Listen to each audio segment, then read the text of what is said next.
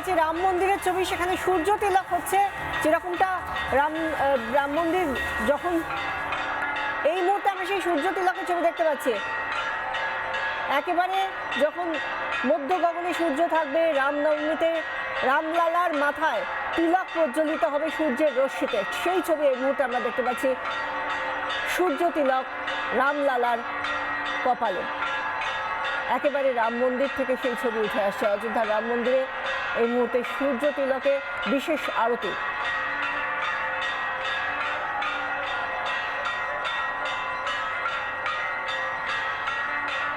রাম মন্দিরে এই মুহূর্তে অযোধ্যায় সূর্য তিলক, সূর্যাভিষেক, যা আমরা জানি রামলালার কপালে প্রজ্বলিত হয় সূর্য তিলক, সেই তিলক এই মুহূর্তে আপনাদের সামনে। মধ্য গগনে যখন থাকে সূর্য, সেই সময় রামনবমীতে প্রতিষ্ঠার সময় থেকেই যা বলা হয়েছিল, ইসরোর বিজ্ঞানীরাও যাতে কাজ করেছিলেন এবং সব বিজ্ঞান এবং সনাতনী ধর্মের মিলেমিশে গিয়ে যে ছবিটা আমরা প্রতি বছর দেখতে পাই রাম মন্দির প্রতিষ্ঠার পর থেকে, রামনবমীর এই বিশেষ তিথিতে যখন সূর্য থাকে মধ্য গগনে, তখন সেই সূর্য রশ্মি বিজ্ঞানসম্মতভাবে প্রতিফলিত হয়ে তা এসে পড়ে রামলালার কপালে এবং তাতেই সূর্য তিলক অঙ্কিত হয় রামলালার কপালে। সেই সূর্যাভিষেকের মুহূর্ত এই মুহূর্তে রাম মন্দির থেকে সরাসরি অযোধ্যার রাম মন্দিরে রামলালার কপালে সূর্য তিলক।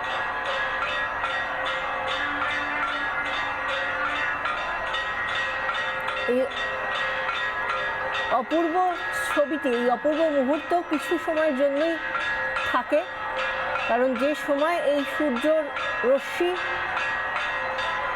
আয়নার মাধ্যমে তারপর প্রতিফলিত হয়ে যায়, একেবারে একটি কৌণিক অবস্থানে থাকার ফলেই এটা হতে পারে। একেবারে রামলালার যে তিলক রয়েছে কপালে, সেই তিলকের ওপর সূর্যের রশ্মি এসে নতুন করে যেন সূর্য তিলক এঁকে দেয়।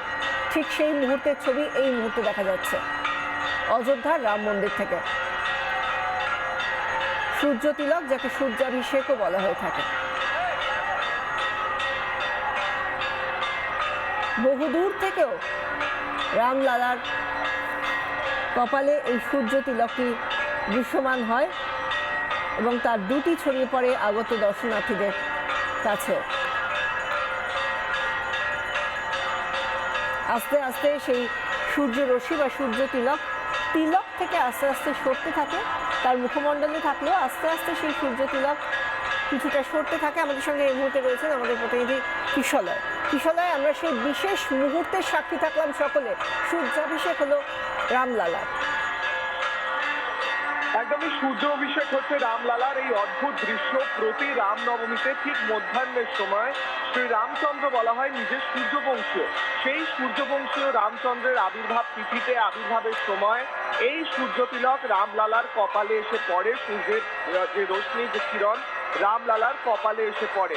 এটি একদিকে যেমন আধ্যাত্মিকভাবে গুরুত্বপূর্ণ, তেমনি এটি একটি বৈজ্ঞানিক আশ্চর্যও বটে।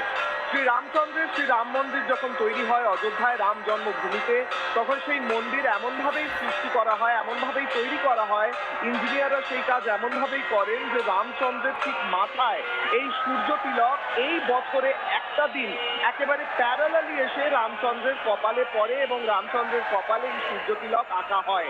এর বিশেষত্ব কি? শ্রী রামচন্দ্র হচ্ছেন নিজের সূর্যবংশীয়। সূর্যবংশীয় হলেও তিনি হচ্ছেন পরম পুরুষোত্তম ভগবান শ্রী রামচন্দ্র। বলা হয় শ্রী রামচন্দ্রের নামে মোক্ষ লাভ হয়, শ্রী রামচন্দ্রের নামের মধ্যেই মোক্ষ আছে এবং সূর্য মোক্ষ লাভের প্রতীক। তাই সূর্যের এই রশ্মি যখন শ্রী রামচন্দ্রের কপালে এসে পড়ে, তার ললাটে এসে পড়ে, সেই ললাটে সূর্য তিলক দর্শন করে সব ভক্তদের মোক্ষ লাভ হয়। এই বিশেষ দিনে শ্রী রামচন্দ্রের জন্মতিথিতে এবং জন্মের ঠিক সময় যখন এই সূর্য তিলক তৈরি হয়, কারণ বলা হয়ে থাকে শ্রী রামচন্দ্র ঠিক মধ্যাহ্নে জন্মগ্রহণ করেছিলেন, ঠিক সেই সময় সূর্য তিলক তৈরি হচ্ছে। ভক্তরা শ্রী রামচন্দ্রের ললাট দর্শন করে, মুখমণ্ডল দর্শন করে নিজেদের জীবনে মোক্ষ লাভ করতে পারেন এবং জন্ম মৃত্যু জরা ব্যাধির যে চক্র রয়েছে সেটা থেকে মুক্তি লাভ করতে পারেন। শাস্ত্রে বলা হয় পুনরপি জননম পুনরপি মরণম পুনরপি জননীর জঠরেতে শয়নম। বলা হয় জন্ম মৃত্যুর জরা ব্যাধির এই চক্রের মধ্যে আবদ্ধ হয়ে মানব জীবন বারবার অতিবাহিত হয়, কিন্তু শ্রী রামচন্দ্রের কপালে সূর্য তিলক দর্শন করলে রামচন্দ্রের ভক্তরা কিন্তু জীবন মৃত্যু জরা ব্যাধির এই চক্র থেকে মুক্তি লাভ করতে পারেন এবং তাদের মোক্ষ লাভ হয়। এই অসাধারণ সুন্দর দৃশ্য রিপাবলিক বাংলার পর্দায় গোটা বাংলার মানুষের জন্য, গোটা দেশের মানুষের জন্য। বিশাখা। ধন্যবাদ কিশলয়। সূর্যরশ্মি শ্রীরামচন্দ্র রামলালা তার কপালে সূর্য তিলক এঁকে দিল এবং সেই মুহূর্ত আজ মানুষ দেখলেন। যারা এই মুহূর্তে দাঁড়িয়ে যারা অযোধ্যার রাম মন্দিরে রয়েছেন সেই অগণিত ভক্তবৃন্দ, তারা তো সেই বিশেষ মুহূর্ত উপলব্ধি করলেনই, প্রত্যক্ষ করলেনই। সেই সঙ্গে যারা রিপাবলিক বাংলার দর্শক তারাও এই অদ্ভুত সুন্দর মুহূর্তটি দেখলেন এবং সত্যি এত সুন্দর মুহূর্ত, যে মুহূর্তের জন্য সনাতনীরা, রাম ভক্তরা তারা হয়তো বছরভর অপেক্ষা করে থাকেন। কারণ এই মুহূর্তটা কিছু ক্ষণের জন্যই স্থায়ী হয়ে থাকে, কিন্তু এই মুহূর্তটা দেখার জন্য বছরভর অপেক্ষা করে থাকেন অনেকেই, প্রত্যেক রাম ভক্ত। আজ বিশেষভাবে পূজার্চনা তো রয়েছে অযোধ্যার রাম মন্দিরে এবং রামলালার যে মূর্তি, সেখানে যখন রামলালা প্রতিষ্ঠিত হন, মন্দির যখন তৈরি হয়, সেই সময় থেকেই বলা হয়েছিল এই বিশেষ দিনে, বিশেষ মুহূর্তে মধ্য গগনে যখন থাকবে সূর্য, সেই সময় সূর্যবংশীয় রামলালা তার কপালে সূর্যরশ্মির দ্বারা তিলক আঁকা হবে। ঠিক সেই জিনিসটাই আজ প্রত্যক্ষ করলাম আমরা প্রত্যেকে। চলছে বিশেষ পূজার্চনা সূর্যাভিষেকের পরে।